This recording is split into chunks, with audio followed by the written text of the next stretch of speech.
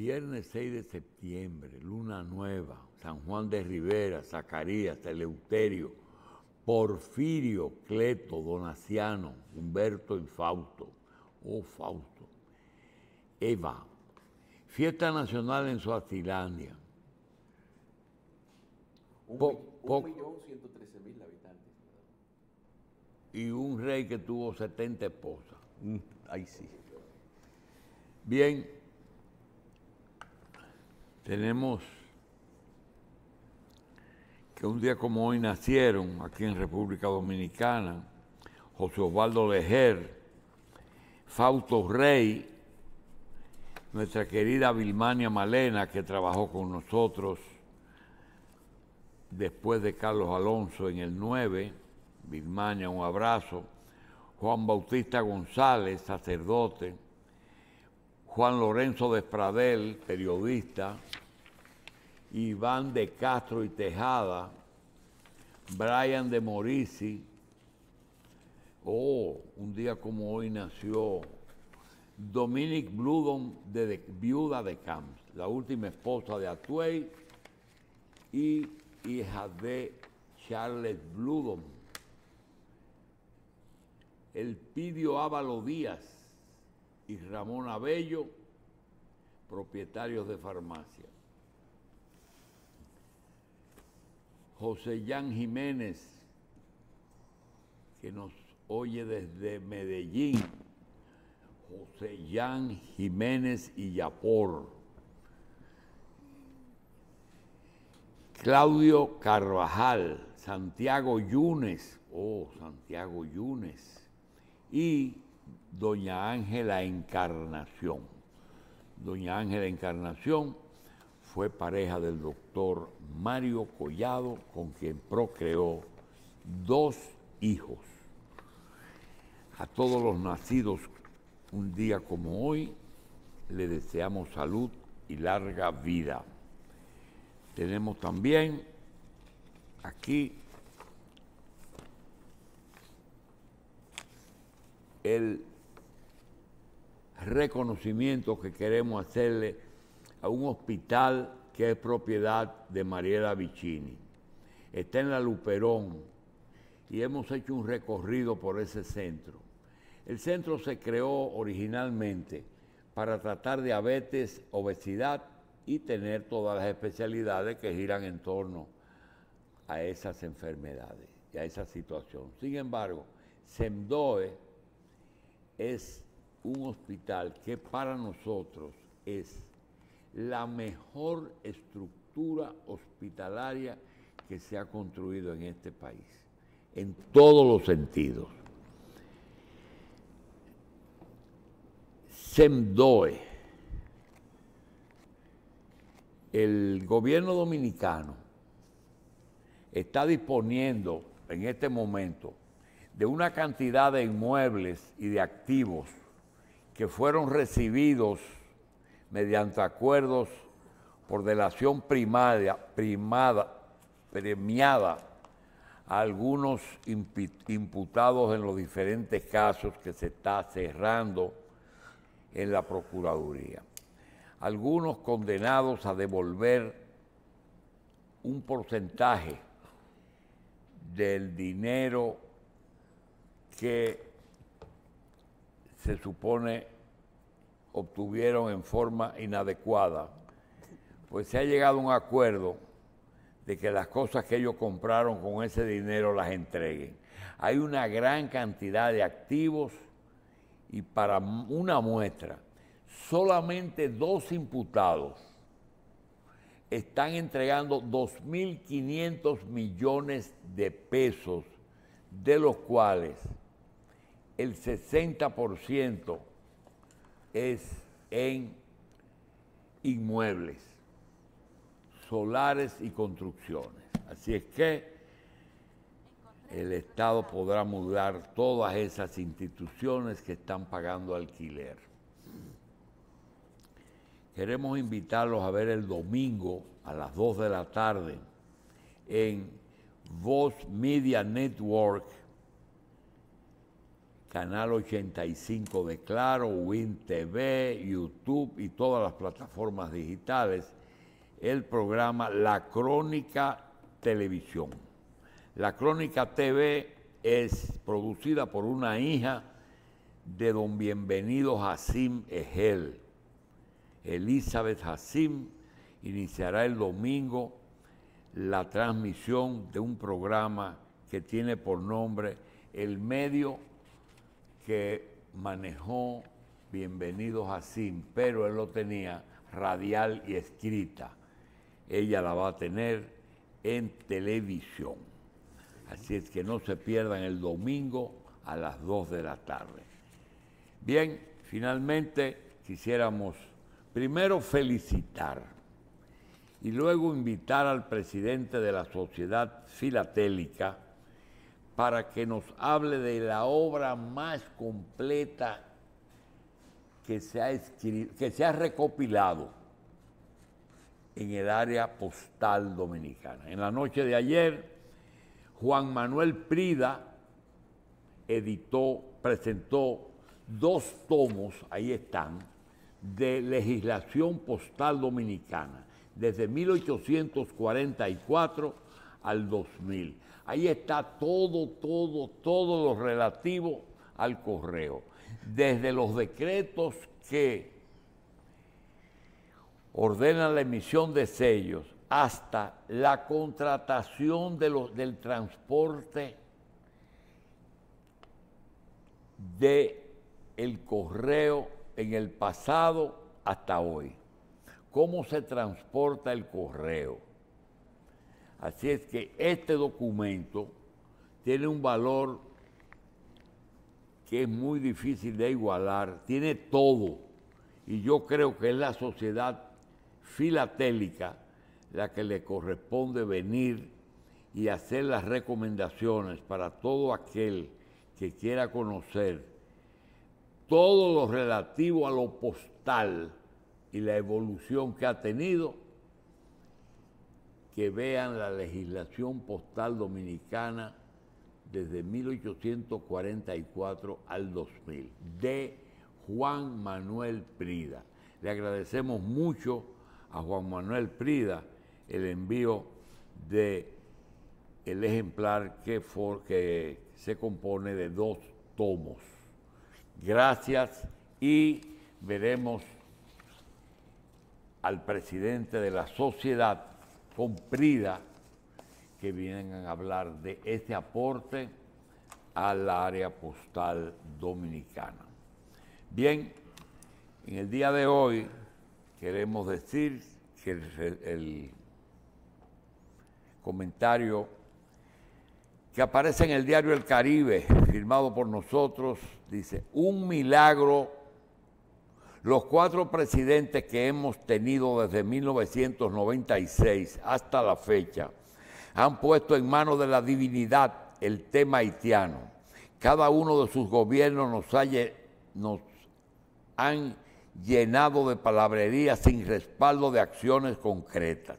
Leonel Fernández abrió las fronteras por razones humanitarias durante el terremoto.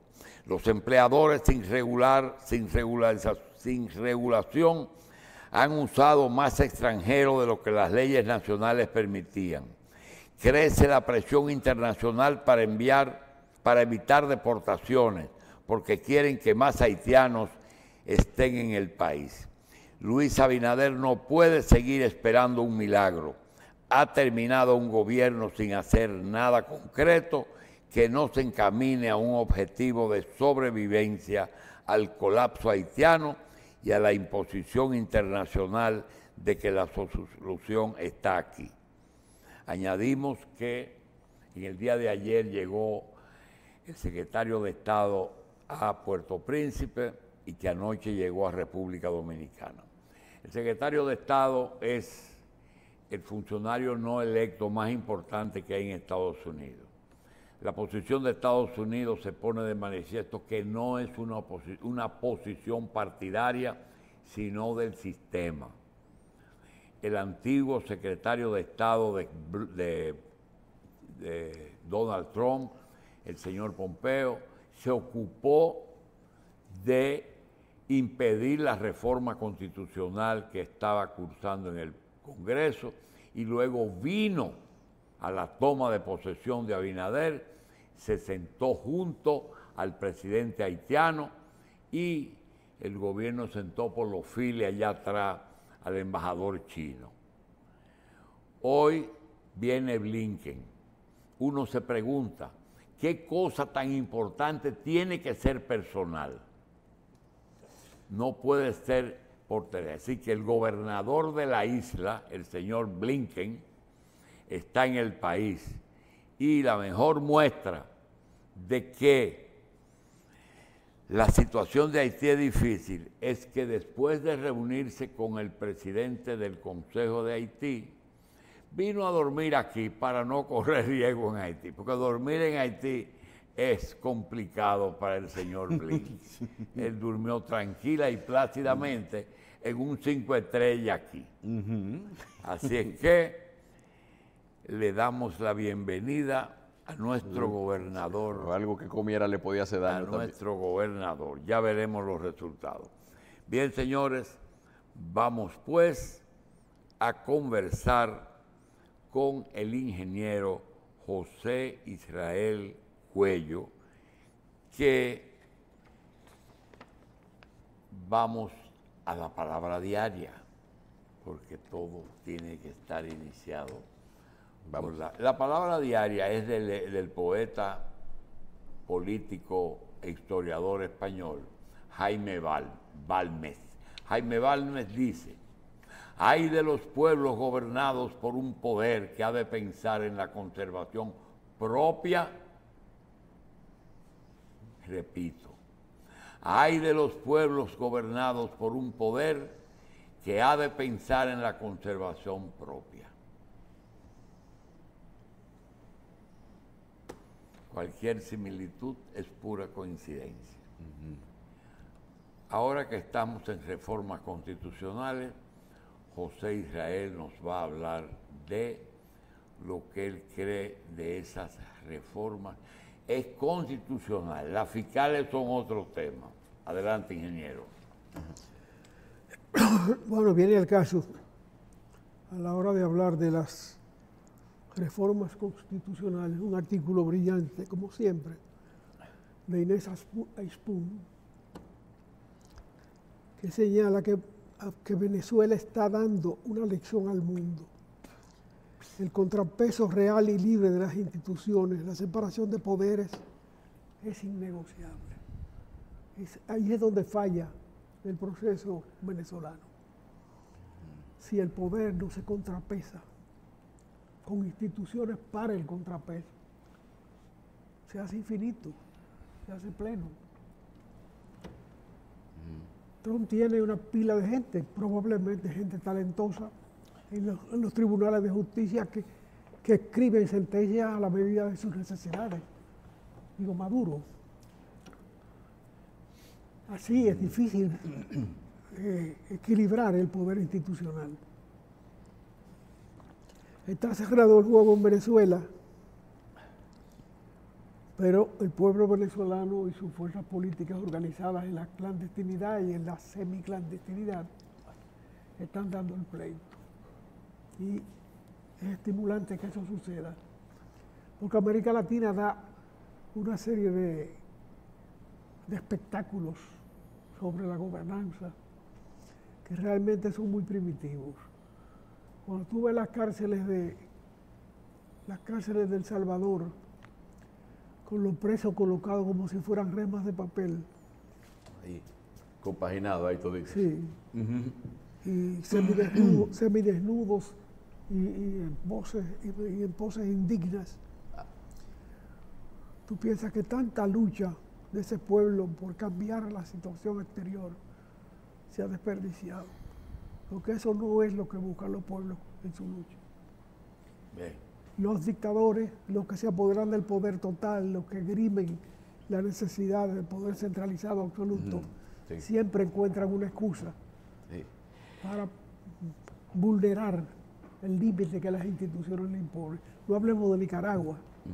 Bien. Hay una pregunta que nos hace a nosotros un televidente. Nos dice que él quisiera, que no tiene la respuesta, porque yo tampoco la tengo. Y quizás el ingeniero Cuello tiene una versión que no es, quizás no es la, porque es difícil la pregunta. Nos dice, ¿por qué los Estados Unidos han puesto tanto interés en unas elecciones, en un gobierno que tuvo dos gobernantes y que posiblemente haya estado en el poder menos de 20 años? Sin embargo, nunca ha hecho ningún esfuerzo por un gobierno que en 60 años no ha hecho elecciones y que están más cerca de ellos que Venezuela, que es Cuba. ¿Por qué no ha sido tan tolerante con Cuba y tan intolerante con Venezuela? No, creo que no ha sido intolerante con Cuba, no ha sido tolerante con Cuba. Son 60 años de bloqueo económico. Eso ha distorsionado todo ese proceso. Y le permitió a Fidel prácticamente diseñar su propia tumba a la medida de su egolatría. Es un espectáculo realmente crudo, eso de un gobernante diseñar su tumba, la imagen de la de Cristo, bueno, con una piedra que rueda. Está contestado, el bloqueo fue más fuerte. No, y la personalidad de Fidel, que centralizó el poder absolutamente, más allá de su vida. El gobierno de Cuba es una sombra. Existe, pero no se nota.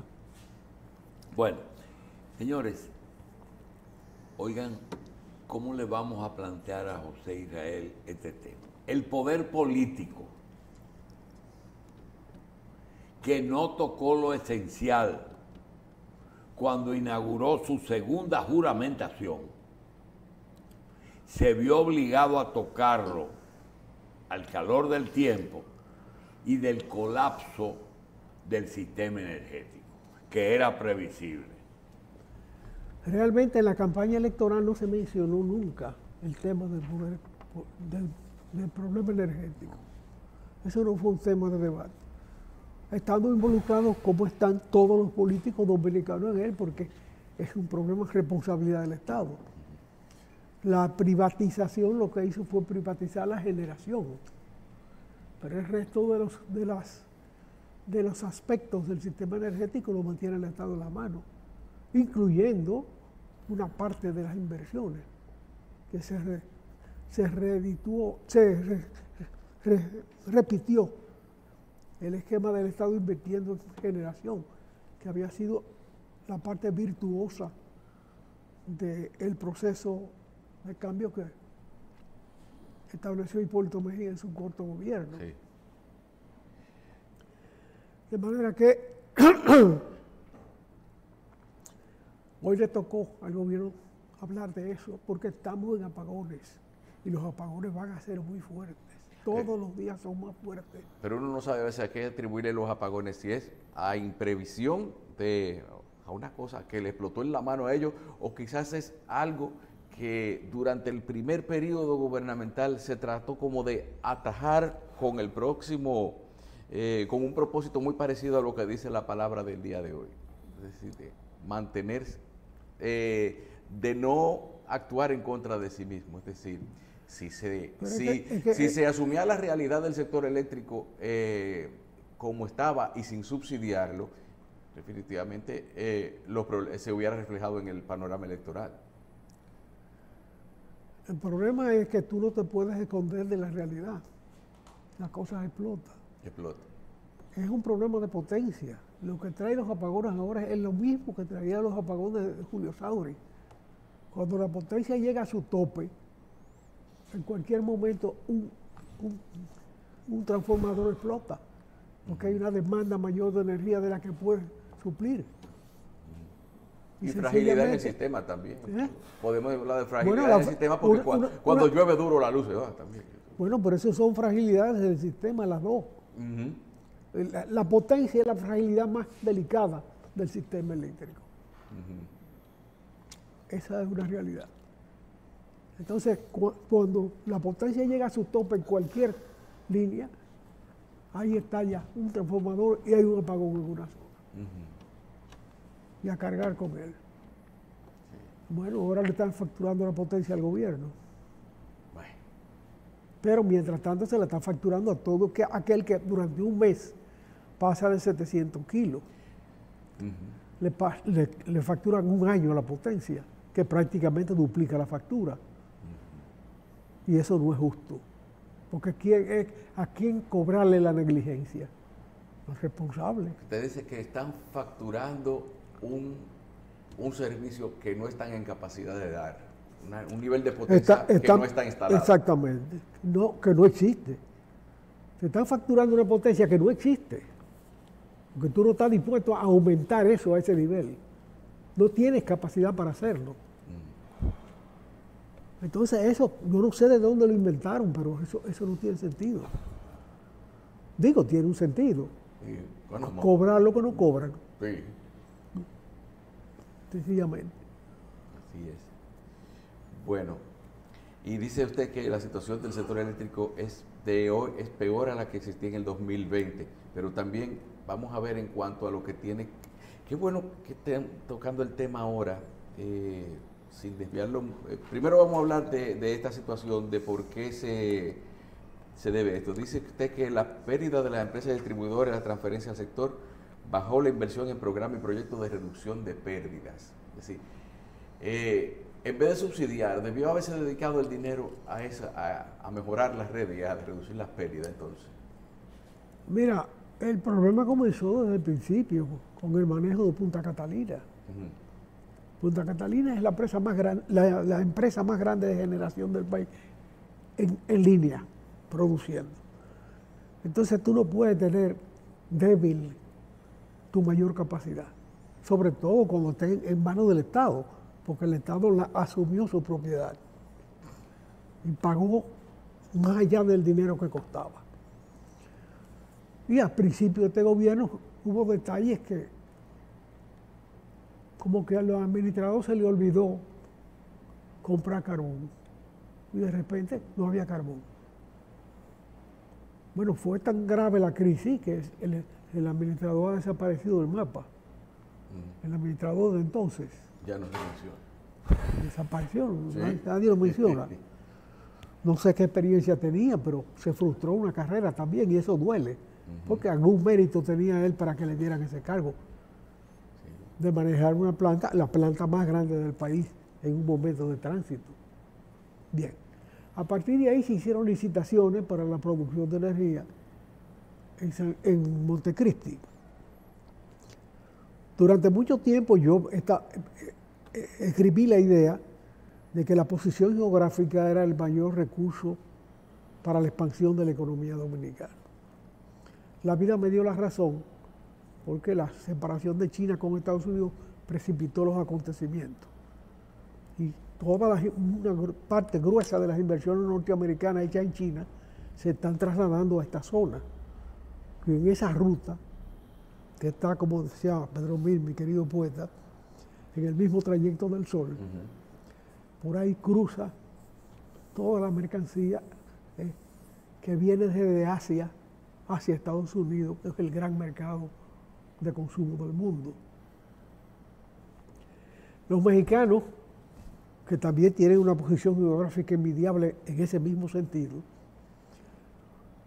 y un convenio de libre comercio con Estados Unidos, tripartita, con Canadá, Estados Unidos y México, no tuvieron que hacer ninguna transformación legal en su proceso, porque existía el Tratado de Libre Comercio, existía una frontera larga, estable, y además crean un muro humano más abajo de su frontera a los norteamericanos que tranquiliza el problema migratorio. Y agrega que se benefician sus productores y sus consumidores de una mano de obra más barata y un transporte mucho menos costoso que un transporte desde Asia hasta América. Bendito sea la posición geográfica mexicana resuelta ahora sin disturbios. Hay un flujo creciente de inversiones americanas del más alto nivel y de niveles medios. Pero para convertir a la República Dominicana en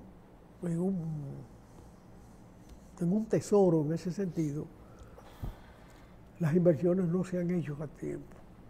Se licitaron dos plantas eléctricas, dos sistemas energéticos, se dieron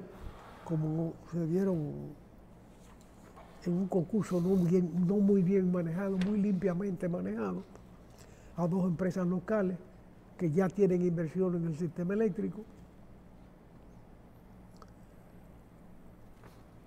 Pero eso no da para tanto como para decir que vamos a vender energía a Puerto Rico. Cuando esos dos sistemas, si esos dos sistemas entraran hoy, hay un exceso de capacidad instalada mucho mayor que la producción total de ahora mismo. Porque están concebidos con un criterio de desarrollo de la zona, pero la zona no se ha desarrollado. Entonces esa energía hay que venderla. Uno puede tenerla como potencia esperando que crezca en la demanda. Sí. Bueno, en principio están instalando las líneas desde la frontera hasta Santiago. Eso es correcto, porque Santiago demanda mucha energía por su desarrollo industrial. Pero en el trayecto hay muy poco que vender. Ahí no te compran ni una libra de kilovatios de eso. De una lata, vamos a decir, de kilovatios. Una caja, como dicen los campos. Sí, una caja. Un cajón. Un cajón. Eso vale vivo hasta Santiago. Sí. Pero normalmente reduce lo que se manda desde aquí hasta Santiago. Porque aquí, en esta zona del sur y del este, están los mayores sistemas de producción energética. Sí. Eso alivia la zona. Pero eso no da para exportar a Puerto Rico, por supuesto. Ay, sí, eso cuando yo esa noticia yo pensé mucho en todas esas cosas que usted nos dice. Oye, esto no es como un exceso de optimismo, decir que nosotros podemos vender la energía a Puerto Rico cuando, y posiblemente ese mensaje no haya llegado a tanta gente de manera simultánea porque había un apagón en ese momento, precisamente. No hay quien lo lea. No, lo que pasa es que eso fue, yo creo que un exceso de optimismo con un vacío, porque usted tiene que entender, y no le quiero llamar la atención a un presidente, porque se supone que los presidentes lo saben todo, pero decir en este momento que un deseo es vender energía, la pregunta que nos hacemos es, sí, ya del cable hablamos, pero era en sentido contrario.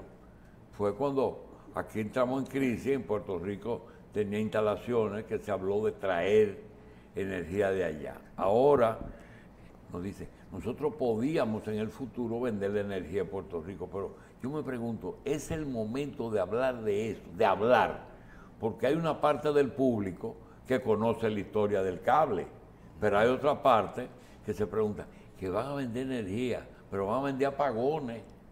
Eso es lo que piensa el público corriente, ¿verdad? Ahora, van a producir 10 megas, porque son 4 para nosotros, 4 para Puerto Rico, y seguro, si vamos a tirar un cable, se supone que le vamos a vender energía a Haití, que está apagado.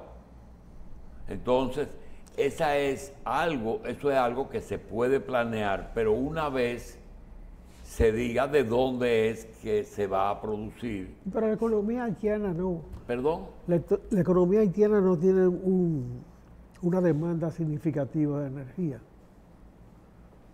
Ella se va supliendo de energía de aquí en menudo. Paneles solares que se pierden, cruzan la frontera, para decir ejemplos. La gente rica de Haití instala paneles solares que salen de los techos de aquí, porque la economía haitiana es una economía muy pobre,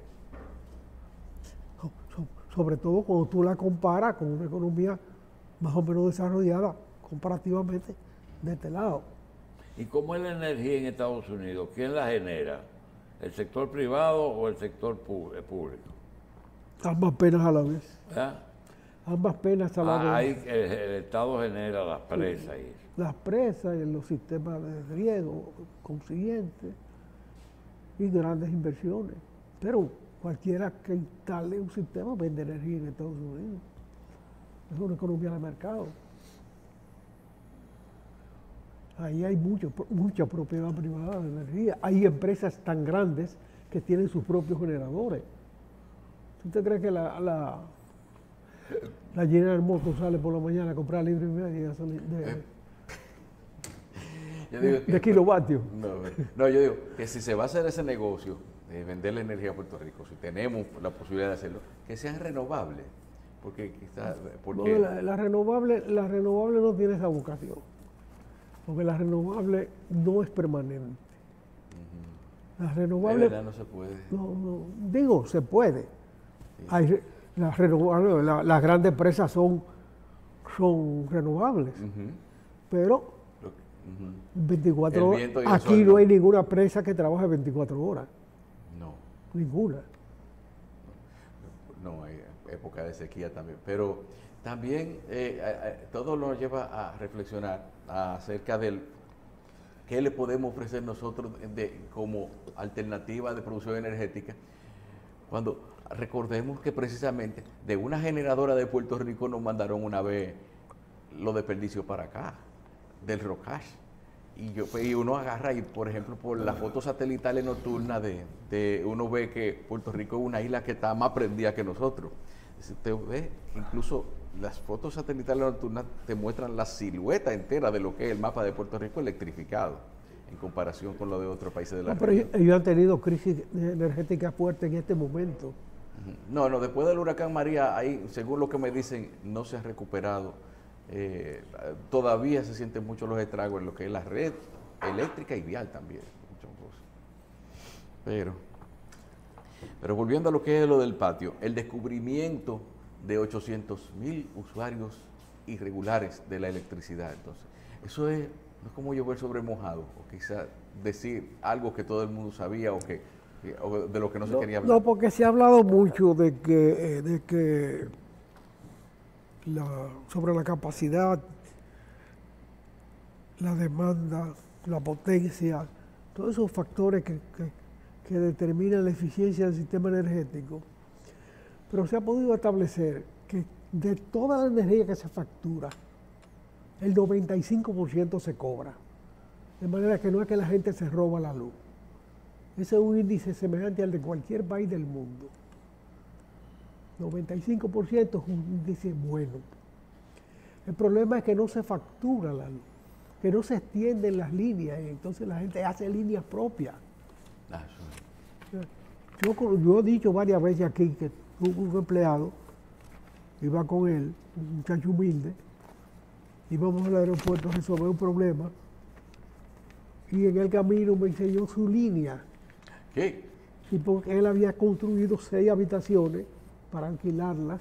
Un muchacho trabajador que economizaba su dinero e invertía en esos niveles.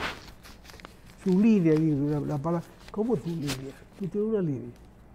Si mira esa que va ahí, dentro de 20 cables que cruzaban del aeropuerto a cruzar la avenida, él conocía su línea. No sé cuál era la seña para distinguir entre 10 cables. O la calidad y el color del cable, porque también eso es lo que podemos ver.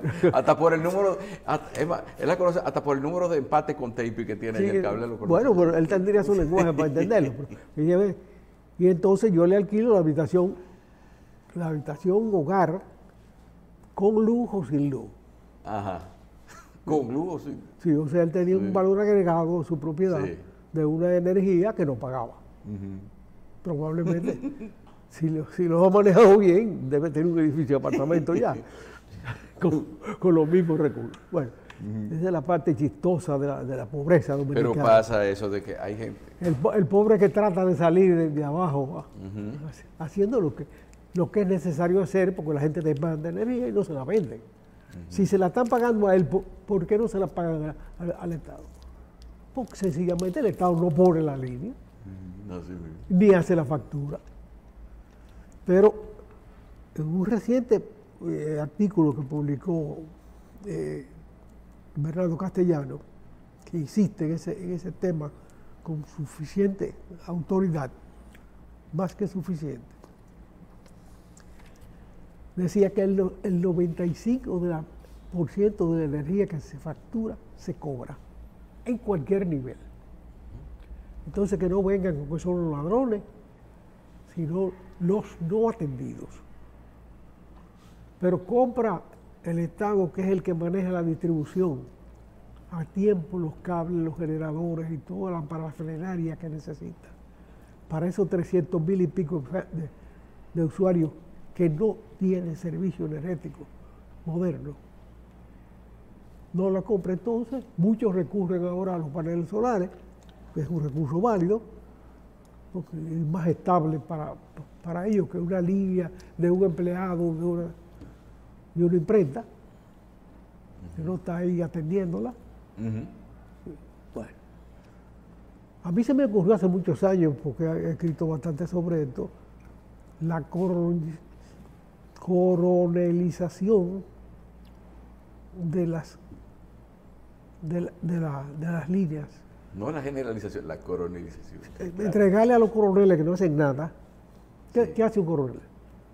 Cobrar el cheque a fin de mes. No, hay muchísimos retirados con deseo de prestar algún servicio también. Y de prestar, y que deja con él. Sí, de coronel. Bueno, poner coroneles en los puntos de salida de la energía para que vigilen y con un interés pecuniario garantizado, para ver si todos los clientes que están consumiendo energía la están consumiendo legalmente, o simplemente se la están robando, o se lo está robando un tercero, como ese muchacho que yo digo que ya debe ser un viejo, al que no le toca hacer eso, porque alguien se la sirve. No todo el mundo se roba la luz. Hay empresas como esas pequeñas que venden una luz que no generan, que no le saquen el cuerpo al asunto. Mientras tanto, no seamos tan optimistas. Si Punta Catalina no está rindiendo lo que debía rendir, con una montaña de desperdicios del carbón ya utilizado, que sirve hasta para hacer bloques de construcción. Hay gente que se lo lleva de ahí, de la pila esa inmensa que está creciendo, se lo lleva y lo usan para pañete en la construcción pobre. Ingeniero, mire, hay una obra por ahí paralizada que es la circunvalación de Baní, que ya se ha llenado de hierba varias veces porque no la terminan de hacer. Y digo, oye, pero ese era el punto ideal para reutilizar todo ese material de construcción de ahí mismo, de la misma provincia. Pero ni siquiera en eso piensan, no se planifica lo que es la reutilización de lo que es esa ceniza. Bueno, pero es así entonces. Del frente venezolano, vigilan un segundo avión vinculado a Nicolás Maduro en República Dominicana. La legislación de los aviones a veces es un poco compleja, porque como que dependiendo de la matrícula que tenga el avión, tiene que ver la propiedad del mismo o la legislación que se aplica en cuanto a su propiedad, independientemente del terreno donde se encuentre. Pero ¿qué mensaje nos manda eso con respecto a esa incautación? Mira, sí, pero quiero añadir algo esa incautación sobre los aviones. Se habla de 2 aviones aquí y un avión creo que en Ginebra. Sí. También Milei en Argentina fue que ejecutó el primer avión, fue que lo tomó o lo entregó en Argentina, prácticamente a los 2 meses de haber tomado el poder. Así es que parece que el régimen de Venezuela tenía aviones colocados en diferentes lugares, parece, pero no conozco la importancia de esos aviones. Mira, lo que yo entiendo, derivado de la lectura de todos estos acontecimientos tan enaltecedores de Venezuela, esta resistencia cívica ampliamente establecida, es que desde las elecciones anteriores, hace 4 o 5 años, ellos sabían que habían perdido. Pero esa vez nada más lo vinieron ellos y se quedaron con el poder. El candidato en aquella ocasión de la oposición duró una parte del gobierno dando carpeta sobre el tema, pero cada día su voz valía menos. La organización cívica que se ha hecho en Venezuela ahora, con mucho de espontaneidad, pero con mucho de sistematicidad, incluyó rescatar las actas de las mesas, que a todo delegado político le corresponde tener una copia. Entonces designaron delegados y recuperaron las copias. Y ahí le mataron el gallo en la mano a esta gente. Pero esta gente sabían que habían perdido las elecciones anteriores. Y estaban dispuestos a dar su pleito, pero no pensaron que el otro, no detectaron que el otro estaba organizado y que podía tener las actas en la mano. Por eso hacen cosas tan naif, tan inocentes, tan de muchachos, como una resolución de tribunales que no existen, o a los que no les corresponde la jurisdicción sobre el tema electoral. En cualquier parte del mundo hay una cosa que se llama Junta Central Electoral, con otro apellido, hay una junta que maneja las elecciones, y es el tribunal de las elecciones. Y sus sentencias tienen instancias de apelación establecidas. Ellos han recurrido al Tribunal Supremo de Justicia, que no tiene jurisdicción sobre elecciones en ninguna parte del mundo. Y a otro tribunal menor, buscando un fallo de tribunales que no tienen jurisdicción sobre este tema. Para meter preso al opositor también. Pero imagínate tú, ese pobre señor que se prestó a encabezar un esfuerzo tan duro como es. Por suerte, la organización civil que lo apoya ha tenido la entereza de respaldarlo con brillantez. Sí. Pero hay que atender, poner el ojo sobre la vida de esa gente. Solo el factor de apoyo externo le salva la vida a esa gente. Estos señores están aferrados al poder de una manera radical y no van a salir de él muy fácil. Esa lucha puede extenderse mucho, pero es un ejemplo de civismo en la sociedad mundial. No se puede atropellar a las poblaciones una y otra vez con falsedades. Qué terrible. Y también... Me gusta lo que piensas de Blinken, tú. Blinken. Sí, dice que el nombre. Es el secretario que más brinco ha dado. Sí, por eso que le dicen Blinken. Pero que tiene problemas. Por lo que brinca. Sí. Pero que se acuerda que tiene una agenda medio complicada, ¿verdad? Porque tiene a Ucrania, sigue. Bueno, Blinken es el secretario de Estado norteamericano que más brinco ha dado en la vida. Se recordó de que la isla de Santo Domingo existe, que ella existe, y que en ella existen 2 países, Haití y RD, vecinos de Venezuela y de Cuba, que Fidel Castro y Hugo Chávez murieron hace unos años, largos ya, y que los problemas de Rusia están en Ucrania, en la frontera de Ucrania, ahí es que están. Y que él tiene que atender lo suyo, los rusos tienen que atender lo suyo, si le alcanza el tiempo. Realmente el imperio soviético se encogió y eso es para largo. Los imperios se encogen y se expanden. Normalmente se expanden alrededor de su frontera. Las monedas más o menos universales han permitido pensar no en el imperio, sino en el imperialismo, donde la definición del espacio se hace alrededor de la vigencia de una moneda poderosa. Pero eso solamente tiene un tiempo corto de tiempo, prácticamente desde Bretton Woods. Aunque hay un pensador alemán antes de Lenin que habló de imperialismo, y Lenin habló de imperialismo como etapa superior del capitalismo en uno de sus libros de campaña ya en la toma del poder.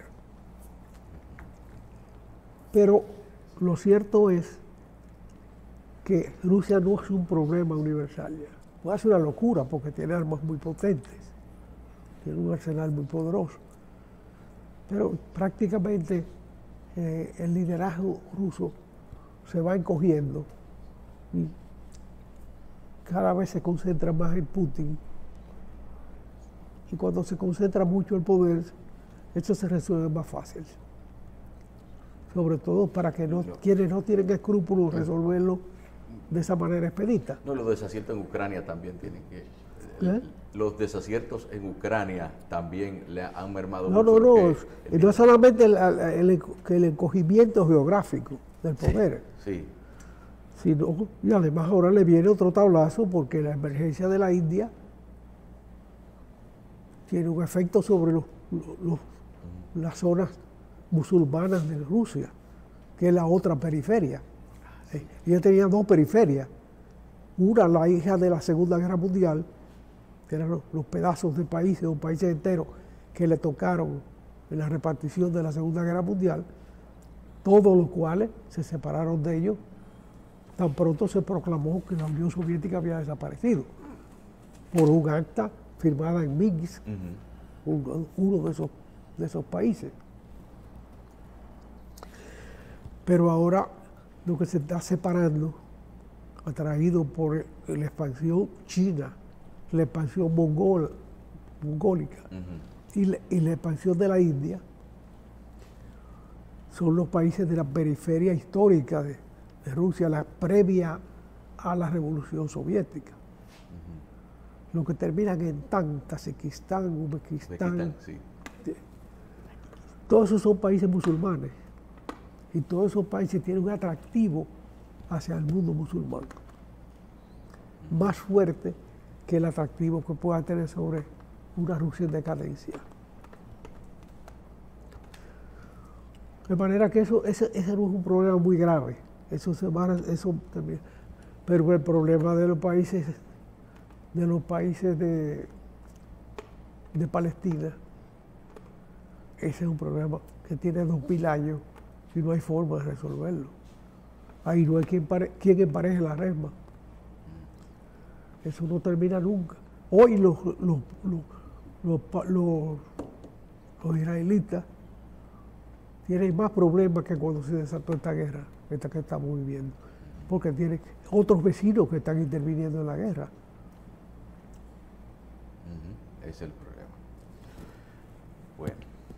Bueno, entonces, sobre las reformas, tenemos que coger los 4 puntos luego y desarrollarlo, porque hemos visto que hay una reforma fiscal que parece que va a tener más efecto en la población que las reformas constitucionales. ¿A ti te parecen?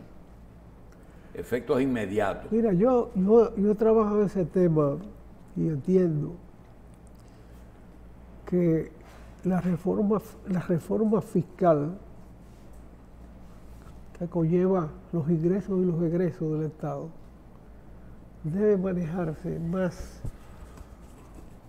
en el criterio de revisión del gasto y de la deuda pública. No en el aumento de los ingresos del Estado, sino en el uso del dinero del Estado. Naturalmente, uno emite ideas, no tiene fuerza política organizada que los respalde, y esas ideas tardan en aceptarse. Pero si tenemos pendiente todavía la crisis de principios de siglo, cuando quebraron los bancos y hubo que hacer una emisión monetaria a la que le llamaron deuda cuasi fiscal del Estado con el Banco Central, la cual, lejos de amortizarse, ha seguido creciendo por los intereses que se acumulan en su manejo y hay que pagarlos. Si se está en ese nivel y se está en otro nivel de deudas que no, y otro nivel de gastos que no tienen apropiaciones adecuadas para su amortización, entre ellos mucha deuda externa, no veo de dónde van a sacar para expandir la recaudación de impuestos. Si en 20 años, 25 años de aquel colapso de la economía dominicana no se ha hecho nada por amortizar esa deuda que fue hija de esa coyuntura, sino que lo que ha hecho es crecer, estamos de una manera irresponsable hablando de una reforma fiscal que implica más cobro de impuestos. ¿De dónde van a salir? El flujo de divisas del país es bueno porque hay factores como la inmigración del dominicano, como el turismo, que son muy sólidos y que garantizan un flujo de divisas importante. Las zonas francas, que ya han pasado de curso, ya no son zonas francas simplemente de manufactura, hay zonas francas de materiales industriales más avanzados, sobre todo los equipos de servicio médico, de todos los niveles, y que con la pandemia estaban en su punto de maduración. De manera que no entiendo cómo se evade la raíz de los problemas.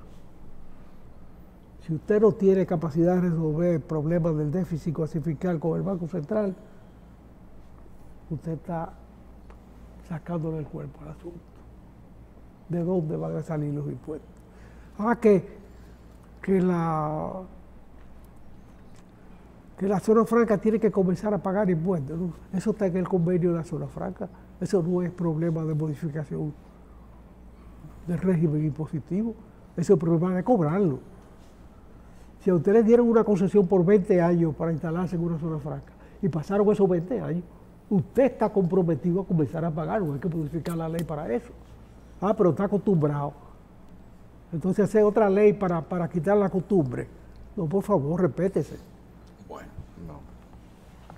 Y eso incluye el turismo, porque ya en el turismo hay muchas inversiones que el periodo de amortización se agotó. Y deben comenzar a pagar los impuestos que dice la ley, que ellos saben que existían el día que se metieron en el negocio. Es que uno teme que aquí de momento le van a poner impuestos a la remesa. ¿Tú oyes? Sí. Hay una necesidad tan grande de fondos para cubrir el presupuesto. Que andan escarbando. Pero mira, hay 10.000 millones de remesas, se le puede poner un 10% a los dominicanos que mandan unos cuartos, hasta eso se le puede ocurrir. Hasta un 0.15. No. Óyeme, te estoy diciendo que inventar es un problema, tú oyes. Y yo temo que se puedan escarbar, pero ya sabrán lo que van a hacer. José Israel, gracias de nuevo.